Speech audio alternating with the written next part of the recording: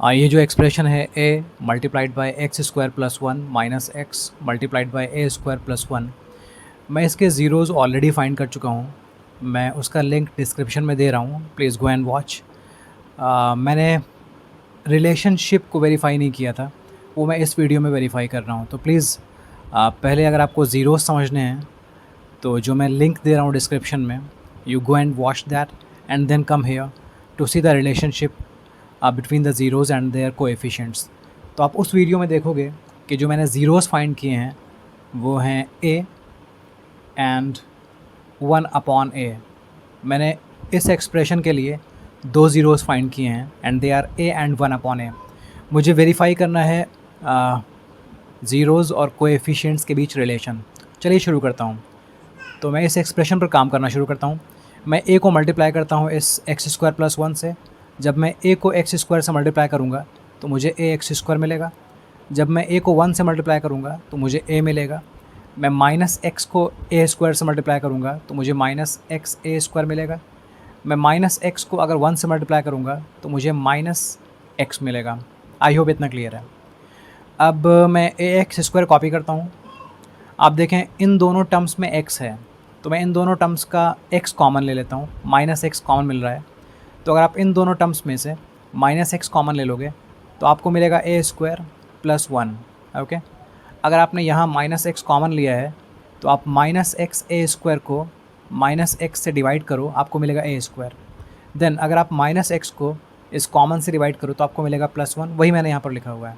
Then इस plus a को मैं यहाँ पर कॉपी कर देता हूँ। एक बार आप फिर देख लें, a एक्स स्क्वायर को मैंने यहाँ कॉपी किया है। मैंने इन दोनों टर्म्स में माइनस एक्स कॉमन लिया और मुझे मिला a square plus one bracket में, प्लस a को मैंने यहाँ कॉपी किया है। ओके, अब मैं ज़ीरोज़ और कोएफिशिएंट्स के बीच रिलेशन को वेरीफाई करने वाला हूँ।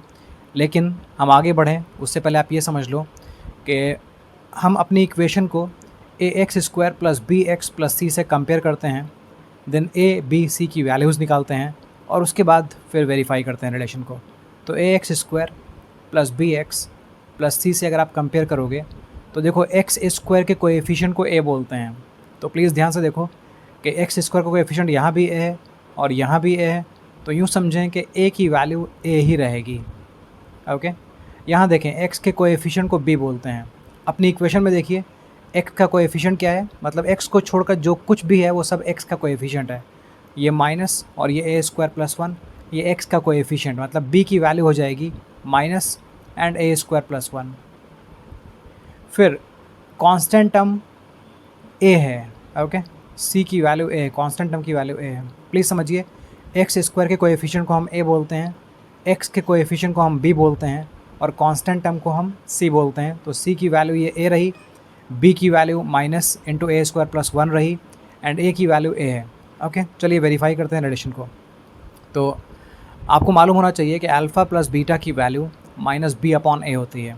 मैं अल्फ़ा प्लस बीटा को अलग सॉल्व करूँगा, माइनस बी अपॉन ए को अलग सॉल्व करूँगा और ये चेक करूँगा कि ये दोनों आपस में इक्वल हैं या नहीं हैं। ओके, इन्हें ऑलरेडी इक्वल मत करिएगा। कभी कभी students alpha plus beta is equals to minus B upon लिखते हैं, विच इज़ रॉन्ग। अगर आप वेरीफाई करने आए हो तो आप इसे अलग सॉल्व करो, इसे अलग सॉल्व करो, चेक करो कि ये दोनों सेम आएंगे नहीं आएंगे। अल्फ़ा जो मैंने आपको लिंक दिया है डिस्क्रिप्शन में, जहाँ मैंने ज़ीरोज़ फाइंड किए हैं, वहाँ मैंने एक ज़ीरो फाइंड किया है a and the other is 1/a। तो आप इसे बोल सकते हैं अल्फ़ा और इसे बोल सकते हैं बीटा। इनमें से किसी एक को अल्फ़ा बोल लो और किसी एक को बीटा बोल लो, ये आपकी मर्ज़ी है। अगर आप इसे अल्फ़ा बोलते हैं तो आप इसे बीटा बोल लो, अगर आप a को अल्फ़ा बोलते हैं तो 1/a को बीटा बोल लो, ठीक है ना। चलो जी, तो मैं अल्फ़ा की जगह a लिख देता हूँ और बीटा की जगह 1/a लिख देता हूँ।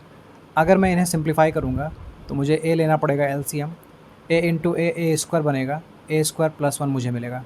तो अल्फ़ा प्लस बीटा की value a square plus one है। अब मैं माइनस बी अपॉन a को सॉल्व करूँगा और देखूँगा कि मुझे यही मिलता है या नहीं मिलता है। ओके, पहले मैं माइनस कॉपी करता हूँ, then b, a b c की वैल्यूज़ मैं निकाल चुका हूँ।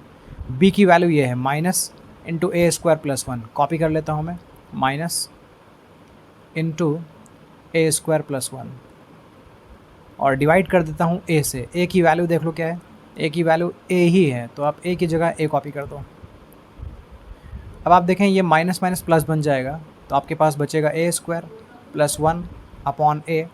नाउ प्लीज़ चेक, जो माइनस b अपॉन a की वैल्यू आई है वही अल्फ़ा प्लस बीटा की वैल्यू आई है।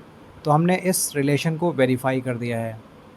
ओके, ये alpha plus beta is equals to minus B upon a जो है ना, मैंने इसको वेरीफाई कर दिया है। अभी एक और रिलेशन वेरीफाई करना है।